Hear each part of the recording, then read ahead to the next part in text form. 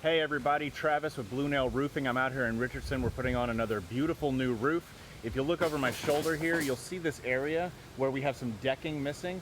I want to talk to you today about the importance of pulling absolutely everything off when you're replacing your roof. You want to get all those old shingles off, all the old felt, right down to the decking to make sure you have a solid nailable surface. Now here, we actually found that some water had gotten under the shingles, made it through the felt paper, and began to rot that decking, and that's just not going to do for the new roof.